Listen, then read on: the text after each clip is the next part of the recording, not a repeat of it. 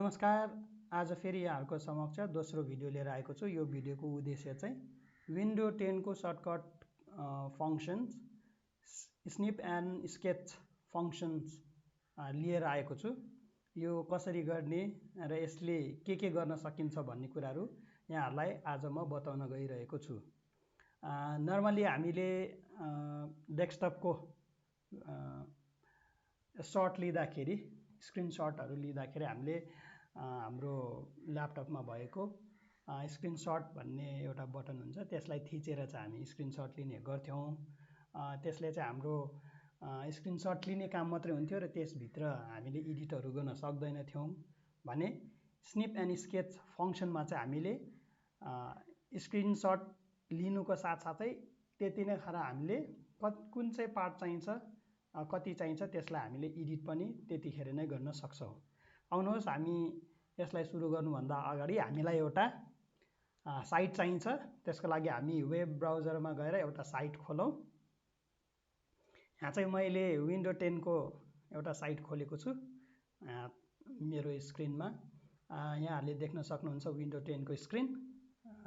अब हामी चाहिँ यसबाट चाहिँ यसको हामी स्निप र स्केच गरेर चाहिँ हेर्छौँ। सर्वप्रथम त्यसको लागि चाहिँ हामीले कम्प्युटरको किबोर्डको विन्डो शिफ्ट र एस बटन थिचेपछि चाहिँ हामीलाई स्निप एन्ड स्केच फङ्सनको स्क्रिन देख्न सक्छौँ। यहाँ माथि तपाईँले हेर्नुभयो भने यहाँ 5 वटा अप्सन देख्न सक्नुहुन्छ, 5 वटा बटन। सुरुको यो बटन रेक्ट्याङ्गुलर स्निप भन्छ। रेक्ट्याङ्गुलर साइजमा चाहिँ हामीले स्निप गर्न सक्छौँ। भने अर्को चाहिँ फ्री फ्रम स्निप भन्छ। यसलाई चाहिँ हामीले फ्री स्टाइलमा स्निप गर्न सक्छौँ। भने अर्को चाहिँ हामीले विन्डो स्निप भन्छौँ। विन्डोको मेन स्क्रिनलाई मात्र स्निप गर्ने फङ्सन्स हो यो। भने अर्को चाहिँ फुल स्क्रिन स्निप। यसले चाहिँ हामीले विन्डोको सम्पूर्ण स्क्रिनलाई नै हामीले स्निप गर्न सक्छौँ। भने हामीलाई यो स्निप एन्ड स्केच भन्ने स्क्रिन चाहिँदैन भने हामीले यसलाई क्लोज पनि गर्न सक्छौँ। आउनुहोस्, हामी सुरु गरौँ रेक्ट्याङ्गुलर स्निपबाट। त्यसको लागि हामी रेक्ट्याङ्गुलर स्निपमा क्रसर राखेर लेफ्ट क्लिक गरौँ र लेफ्ट क्लिक गरिसकेपछि अब हामीलाई यो प्लस क्रसर देख्न सक्छौँ। यसले चाहिँ हामीलाई चाहेको इमेजलाई चाहिँ हामीले लेफ्ट क्लिक माउसको लेफ्ट क्लिक बटनलाई प्रेस गर्दै हामीलाई चाहेको इमेजलाई चाहिँ हामीले सेलेक्ट गर्न सक्छौँ र सेलेक्ट गरेर यो लेफ्ट क्लिक छोडेपछि चाहिँ यो आफै स्निप हुन्छ। र यहाँनिर तपाईँले देख्न सक्नुहुन्छ स्निप सेभ टु क्लिपबोर्ड भनेर। अब हामीले यहाँ गएर क्लिक गऱ्यौँ भने हामीले यो स्निप गरेको इमेजलाई चाहिँ हामीले फेरि एडिट गर्ने स्क्रिनमा पुग्छौँ। यहाँ तपाईँले देख्न सक्नुहुन्छ माथि यो सबै टास्क बार हो यसको। यहाँनिर चाहिँ हामीले हेर्न सक्छौँ यो न्यू भनेको चाहिँ तपाईँले अब यो स्क्रिन अहिले मैले गरेको यो स्निप चाहिँ मलाई मन परेन, अब यो चाहिँ चाहिँदैन, यसलाई सेभ नगर्ने भनेर अर्को नयाँमा जानु खोज्नुभयो भने हामीले यहाँनिर न्यूमा थिचेर हामी न्यू स्क्रिनमा जान सक्छौँ है। न्यू स्क्रिनमा गएर फेरि पनि हामीलाई चाहे अनुसारको इमेजलाई सेलेक्ट गरेर चाहिँ हामीले इमेज लिन सक्छौँ। र हामीले यो लिइसकेपछि चाहिँ अब हामीले यहाँनिर डाउन एरो की पनि देख्न सक्छौँ।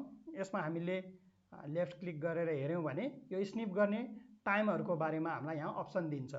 अहिले नै स्निप गर्ने कि स्निप नाउ, अथवा स्निप इन 3 सेकेन्डमा गर्ने हो कि स्निप इन 10 सेकेन्ड हो। यो गऱ्यो भने चाहिँ हामीले स्निप कतिखेर गर्ने भन्ने समयको डिटरमाइन यसले गरिदिन्छ।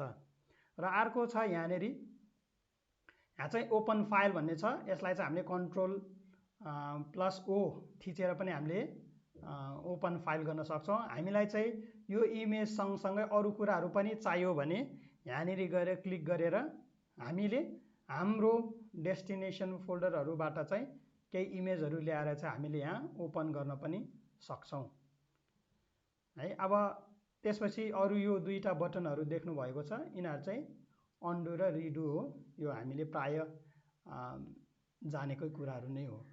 भने यहाँनिर तपाईले 7 वटा बटन देख्न सक्नुहुन्छ यो टास्क बारको बिचमा।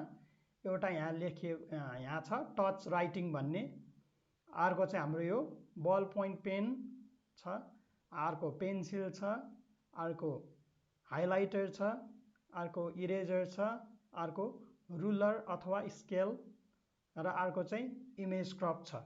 हामीले यो टच राइट गरेर यो तीनटा मध्ये अप्सनहरू जुन बल पोइन्ट पेन, पेन्सिल र हाइलाइटर मध्येमा एउटा थिचेर चाहिँ हामीले यहाँनिर हाम्रो इमेजमा चाहिँ चाहिएको कुराहरूलाई हामीले यहाँ लेख्न सक्छौं। यो बल पोइन्टले चाहिँ हामीले लेख्न सक्छौं है। हाम्रो इमेजमा के चाहिएको छ लेख्न मलाई यो कुराहरू यसरी लेख्न सक्छौं। यो बल पोइन्टले पनि लेख्न सक्छौं, पेन्सिलले पनि लेख्न सक्छौं, ड्रहरू गर्न सक्छौं यहाँनिर है। अनि यो चाहिँ हामीले टच राइट गर्दै गर्यो भने चाहिँ यो लेख्दाखेरि पनि हामीलाई एकदम स्मुथनेस आउँछ, जुन हामीले माउसबाट मात्र गर्दा अलि अप्ठ्यारो हुन सक्छ भने यो हाइलाइटरले चाहिँ हाम्रो इमेजमा चाहिँ हाइलाइट गर्न पनि सक्छौं है, हाइलाइट पनि गर्न सक्छौं। यदि हामीले यी गरेका कामहरू हामीलाई मन परेन भने हामीले इरेजरलाई क्लिक गरेर यी कुराहरूलाई हामीले मेटाउन पनि सक्छौं। भने हामीले लिएको इमेजको चाहिँ हामीलाई मेजरमेन्ट नाप्नु पर्यो भने हामीले रुलरमा गएर क्लिक गर्यौं भने हामीले यो स्केलले हाम्रो इमेजलाई नाप्न पनि सक्छौं हैन। अझै पनि तपाईलाई यो भन्नु न पिक्चरमा चाहिँ क्रप गरेर केही कुरा लिनु पर्यो भने चाहिँ हामीले यो इमेज क्रप गरेर हामीले चाहिँ इमेजलाई नै क्रप पनि गर्न सक्छौं है। यसरी इमेज क्रप गरेर तपाईले राख्न सक्नुहुन्छ आफ्नो इमेजलाई है। यसरी इमेज क्रप गर्न सक्नुहुन्छ र यसरी इमेज क्रप गरिसकेपछि है यसलाई राइट गर्नुभयो भने हामीले इमेज क्रप गरेको ठाउँमा हामी पुग्न सक्छौं। अब यहाँनिर तपाईले यो बल पेनको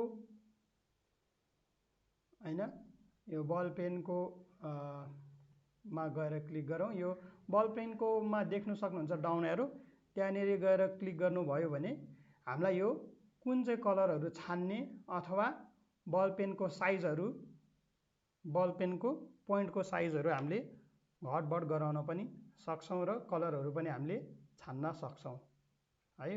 अहिले हामी बल पेनमा जाउँ। अब हामीले यहाँ चाहिँ बल पेनले चाहिँ हामी यहाँ कोर्न सक्छौं। अहिले हामीले स्केलको सहायताले चाहिँ हामीले यहाँ छानेका छौं। अब स्केलको पनि यहाँ पोइन्टको मुनि गयौं भने यो प्रोटेक्टर युज गर्ने हो कि स्केल युज गर्ने हो हामीले छान्न सक्छौं है। अब इरेजरमा पनि हामीले इरेजरको साइज छान्न सक्छौं।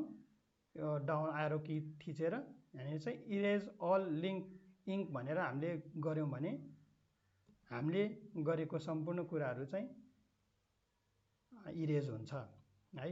अब यहाँ पेन्सिलको पनि हामीले यो पेन्सिलको टिपको साइज र कलर पनि चेन्ज गर्न सक्छौं है।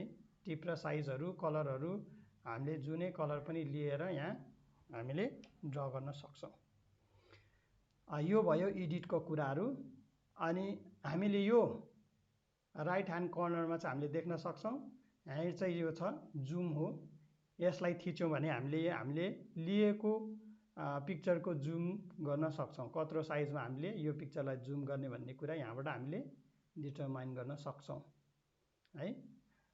अनि अर्को हामीले दोस्रो देखेको छौं यहाँ सेभ अथवा कन्ट्रोल एस गरेर पनि हामीले यो इमेजलाई हाम्रो कुनै एउटा डेस्टिनेसनमा लगेर सेभ गर्न सक्छौं है। तपाईले अहिले चाहिँ हामीले यसलाई इमेजलाई डेस्कटपमा गएर सेभ गरिदिन्छु भने। अर्को चाहिँ छ कपी, जुन चाहिँ हामीले कन्ट्रोल सी गरेर यो इमेजलाई कपी गरेर हामीले वर्डमा पनि गएर यसलाई पेस्ट गर्न सक्छौं अथवा अरु कुनै ठाउँमा गएर यसलाई पेस्ट गर्न सक्छौं भने। अर्को चौथो अप्सन छ शेयर, यसलाई चाहिँ हामीले मेलमा अथवा मेसेन्जरहरुमा पनि यो इमेजलाई हामीले शेयर गर्न सक्छौं अथवा कुनै फाइलमा डकुमेन्टमा शेयर गर्न सक्छौं भने यो 3 डट्स देख्न सक्नुहुन्छ। यसमा गएर हेर्यौं भने हामीले यहाँ थुप्रै अप्सन्सहरू देख्न सक्छौं। यो अप्सन्सहरू मध्येमा हामीलाई कुन चाहिँ आवश्यक परेको छ ती अप्सन्सहरूमा हामीले काम गर्न सक्छौं है। भने अब हामी फेरि न्यू बटन थिचेर हामी नयाँ अप्सन सिक्नको लागि जाउँ। अब हामी फ्री फ्रम स्निप भन्ने बटनलाई चाहिँ माउसको लेफ्ट क्लिक बटन थिचेर चाहिँ हामी यसलाई सेलेक्ट गरौँ। सेलेक्ट गरिसकेपछि चाहिँ अब हामी यसलाई फेरि लेफ्ट क्लिक गरेर अनि हामीलाई चाहिएको कुराहरू चाहिँ हामीले फ्री स्टाइलमा मजाले यसलाई सेलेक्ट गर्न सक्छौं। यसरी छोडिदिनु भएपछि यो आफै सेलेक्ट हुन्छ। अब हामी यसलाई पनि फेरि अघि नै हामीले सिकाएको एडिटका यी थुप्रै अप्सन्सहरू चाहिँ युज गरेर हामीले यसलाई एडिट गर्न सक्छौं, सेभहरू पनि गर्न सक्छौं। अब हामी तेस्रो अप्सनमा जाउँ। तेस्रो अप्सनमा जाँदाखेरि चाहिँ हामीले फेरि पनि न्यू बटनमा थिचेर आएका छौं। भने अर्को हाम्रो तेस्रो अप्सनमा छ विन्डो स्निप। यसलाई पनि हामीले माउसको लेफ्ट क्लिक बटनलाई थिचेर हामीले यो विन्डोको हामीलाई चाहिएको भनौं न इमेज चाहिँ हामीले लिन सक्छौं। लेफ्ट क्लिक गर्ने बित्तिकै हामीलाई विन्डोको हामीलाई चाहिएको विन्डोको स्क्रिनशट आउँछ। यो स्क्रिनशटमा चाहिँ तपाईहरुले नोटिस गर्न सक्नुहुन्छ। यहाँनेरि हाम्रो विन्डोको मेन स्क्रिन मात्रै सर्ट भएको छ। यहाँनेरि हाम्रो विन्डोमा देखिने हाम्रो डेस्कटपको देखिने टास्क बारहरुको चाहिँ यहाँ स्क्रिनशट भएको छैन। विन्डोको मेन स्क्रिन मात्रै सर्ट भएको छ। यसरी हामीले विन्डो स्क्रिनशट पनि लिन सक्छौं। भने अर्को नयाँ अर्को अप्सनको लागि फेरि पनि हामी न्यू बटनमा थिचेर जाउँ र यो लास्ट अप्सन छ। यो लास्ट अप्सन चाहिँ फुल स्क्रिन हो। यसलाई पनि हामी माउसको लेफ्ट क्लिक बटन थिचेर चाहिँ हामी जाउँ। यसले चाहिँ हामीलाई अटोमेटिकल्ली डेस्कटपको होल स्क्रिन नै यसले फुल स्क्रिन नै स्क्रिनशट गरिदिन्छ। जुन हामीले नर्मल स्क्रिनशट लिँदाखेरि चाहिँ ल्यापटपको स्क्रिनशट भन्ने कीमा थिचेर गर्न सक्थ्यौं भने यसमा चाहिँ हामीले फुल स्क्रिन स्निप गर्ने बित्तिकै यसले फुल स्क्रिनको शट दिन्छ।